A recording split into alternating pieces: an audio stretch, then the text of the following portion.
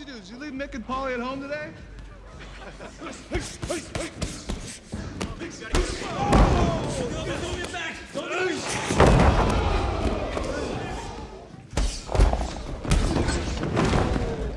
The film opens with Tommy Reardon arriving at a house in Pittsburgh. He hasn't been here in 14 years. When the door opens, his father, Paddy Conlon, stands there shocked. Paddy is a recovering alcoholic who found God and has been sober for almost 3 years.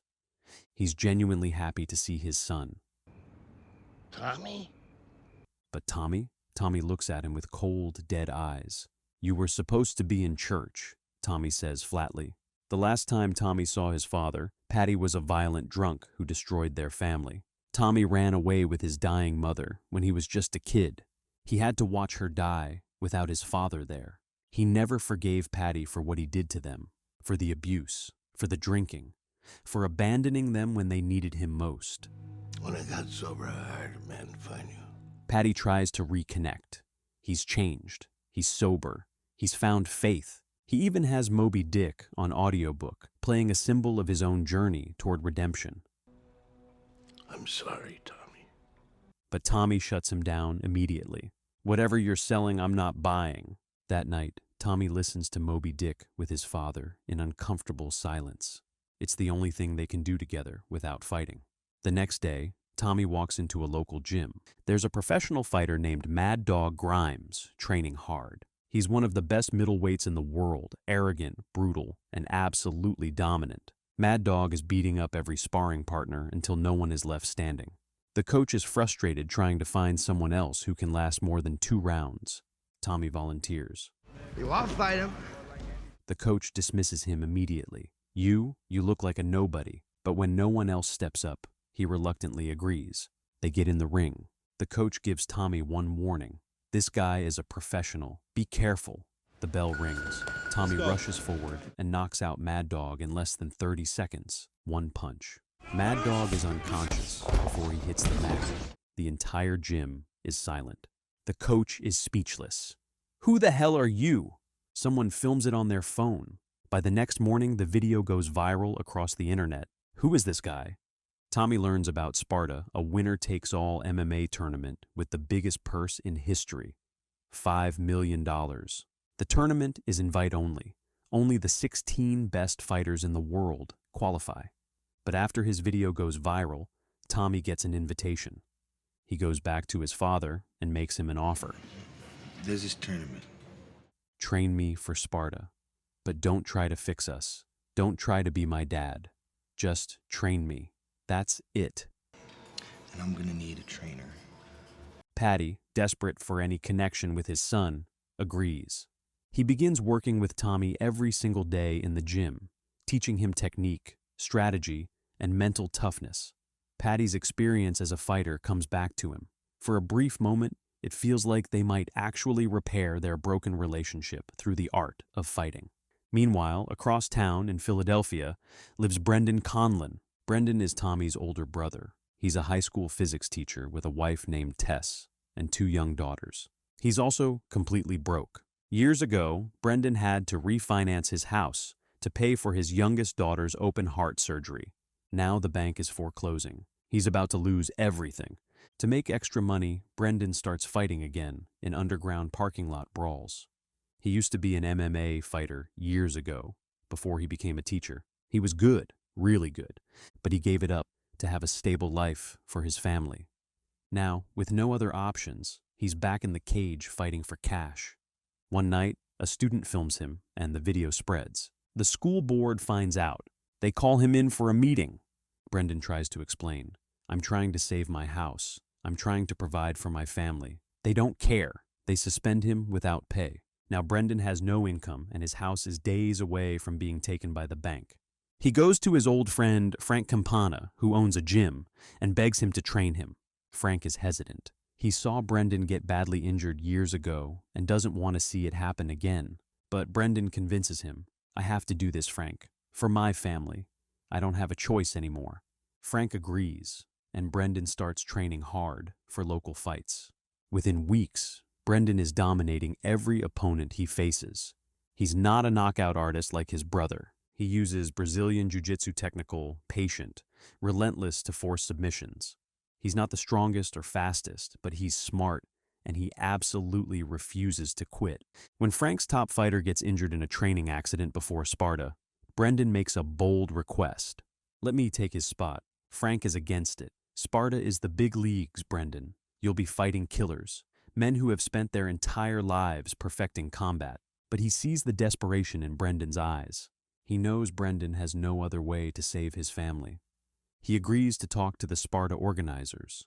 They say yes. Brendan is now entered in the same tournament as his brother, but he doesn't tell his wife Tess until it's too late. When she finds out, she's furious.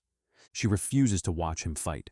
You're going to get yourself killed. Our daughters need a father. They need you alive. Brendan knows she's right, but he also knows he's completely out of options. At the press conference in Atlantic City, the brothers see each other for the first time in 14 years. Tommy walks right past Brendan without even a glance. That night, they run into each other on the beach. Brendan tries to talk. "Hey, Tommy, it's good to see you, brother." Tommy's response is brutal and ice cold.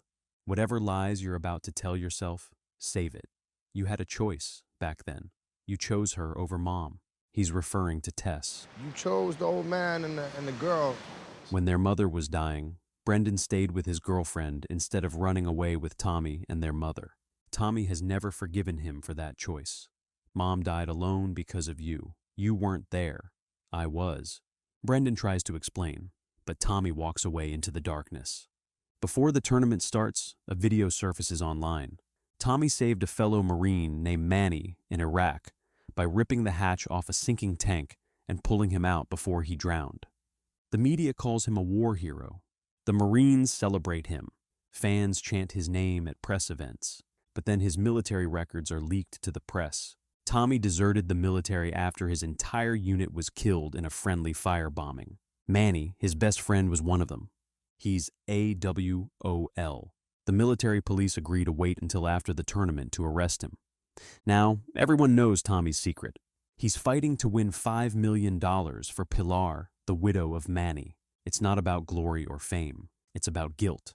It's about honoring the friend he couldn't save. It's about making sure Manny's sacrifice meant something. The tournament begins over 2 nights. Tommy's path. Tommy is an absolute wrecking ball. Every opponent he faces gets destroyed in seconds. First fight, knockout in under a minute. The guy never had a chance. Second fight against Mad Dog, who wants revenge for the gym humiliation. Knockout in 20 seconds. Mad Dog never even gets to throw a punch. Tommy doesn't just win. He obliterates people with cold, calculated brutality. The commentators are shocked. They've never seen anything like this in MMA history. He fights with rage, with pain, with 14 years of abandonment and anger pouring out of every single punch. His fighting style is pure destruction. No technique, just raw devastation. Brendan's path.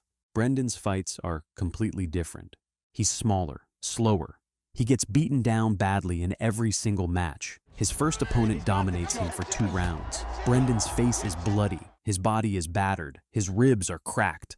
The commentators say he doesn't belong here. But in the final round, Brendan locks in a triangle choke and forces the submission. His wife Tess watches from home and can't take it. Seeing the man she loves get beaten like that is unbearable. But then she realizes something important. He's not fighting for glory. He's fighting for them, for their daughters, for their home. She shows up to his next fight to support him. When Brendan sees her in the crowd, it gives him the strength to keep going. Brendan's semifinal is against Koba. Koba is an undefeated Russian wrestler, built like a tank, played by Olympic gold medalist Kurt Angle. He's never lost a fight in his entire career. He's dominated every single opponent. Koba represents everything Brendan isn't physically a pure alpha male. But Brendan has something Koba doesn't heart. Everyone expects Brendan to get absolutely destroyed. And for 2 rounds, he does. Koba throws him around like a rag doll. Brendan can barely stand. His body is broken. His coach Frank yells at him, "Survive! Just survive! Make him tired." But in the 3rd round, Brendan finds an opening. Koba tries to escape a hold, and Brendan transitions into a rolling knee bar. He cranks it hard. Koba, the unstoppable Russian wrestler, taps out. The crowd absolutely erupts. It's the biggest upset in MMA history. Brendan collapses in exhaustion. His wife runs to the cage crying tears of joy. He did it. Tommy and Brendan both advance to the finals, which means the two brothers will have to fight each other. The media goes absolutely crazy. The whole world is talking about it. Two estranged brothers, one tournament, one winner, $5 million. It's the ultimate storyline. The night before the final match, Patty tries to talk to Tommy at the casino.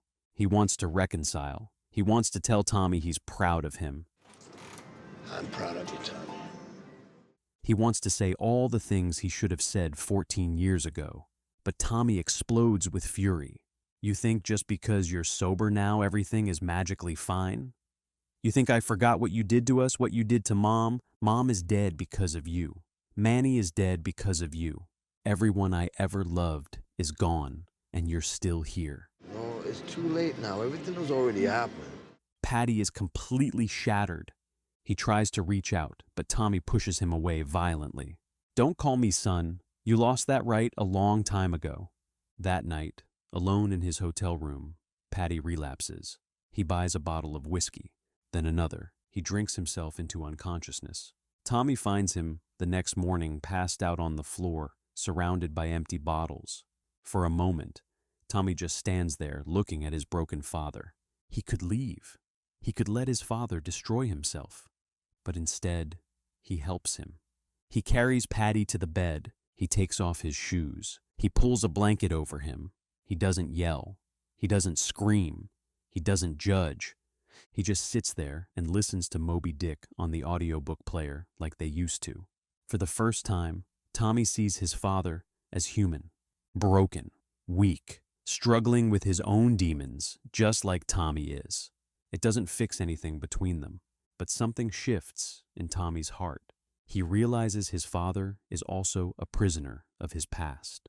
The final fight begins. The entire world now knows they're brothers. The arena is completely packed. Everyone wants to see what will happen when family goes to war. Brendan tries to talk before the bell. Tommy, we don't have to do this. We can split the money. We can both walk away. Tommy's response is cold and final. I'm not your brother. Not anymore. I'm your opponent. Where's Pop? The bell rings. Tommy attacks with everything he has. He dominates the first 2 rounds completely and brutally. He beats Brendan down with raw power and years of accumulated fury. Brendan is bleeding. His face is swollen. His body is broken. But he keeps getting back up because that's what Brendan does. He survives. He endures. He persists. In the 3rd round, Brendan catches Tommy's arm and locks in an omoplata shoulder lock. He cranks it as hard as he can. Tommy's shoulder dislocates with a sickening, audible pop. Tommy screams in pain. Brendan immediately tells the referee to stop the fight. My brother's hurt. Stop it. Please, stop the fight. But his coach Frank yells, No, he won't quit. If you stop it now, he'll never forgive you. You have to finish him. Brendan realizes Frank is absolutely right. The only way to end this without destroying Tommy's pride is to make him submit. Round 4 begins. Tommy is fighting with one arm hanging completely limp, but he refuses to give up. Brendan unloads punches, trying desperately to force a referee stoppage. Tommy yells at him through blood and tears. Keep hitting me! Don't stop! Hit me harder! He would rather be knocked unconscious than tap out and admit defeat. The round ends. Round 5 begins the final round. Everything comes down to this moment. Brendan realizes the only way to end this without permanently injuring his brother is a chokehold. He takes Tommy's back and locks in a rear naked choke. They struggle desperately on the mat. Tommy is choking. He can't breathe. His vision is fading to black, but he still won't tap. And then Brendan does something that changes everything. He whispers in Tommy's ear through his own tears. I'm sorry, Tommy. I'm sorry I wasn't there when Mom died. I'm sorry I left you alone with all that pain. I love you. It's okay. I love you, brother. You can let go now. You can let go. For the first time in 14 years, Tommy hears the words he desperately needed to hear. He taps out. Brendan wins, but it doesn't feel like a victory at all. Brendan immediately releases the choke and holds his brother tightly. Tommy is sobbing uncontrollably, like a child. All the pain, all the anger, all the grief he's been carrying for 14 years pours out in one moment. The crowd is completely silent, watching two brothers broken and bleeding in the middle of the cage. The referee tries to raise Brendan's hand in victory, but Brendan pushes it away. This isn't about winning or losing anymore. Brendan helps Tommy to his feet. Tommy can barely stand. His shoulder is destroyed. His body is broken. His spirit is shattered. But Brendan holds him up. The two brothers, bloodied and broken, but finally together, walk out of the arena side by side, arm in arm, supporting each other. Brothers again. In the background, their father Patty watches from the tunnel entrance. He's sober again. He smiles softly, seeing his sons finally reconcile after all these years, but he doesn't approach them. He knows this moment is theirs alone, not his. He turns and walks away in the opposite direction, into the darkness, alone. The film ends with the brothers walking together into the light as the Nationals About Today plays. The money? Brendan wins the $5 million and saves his house. Tommy will likely use his share to help Manny's widow Pilar before he goes to military prison. But none of that matters in this moment. What matters is two brothers who spent 14 years hating each other finally found their way back to love. What matters is forgiveness.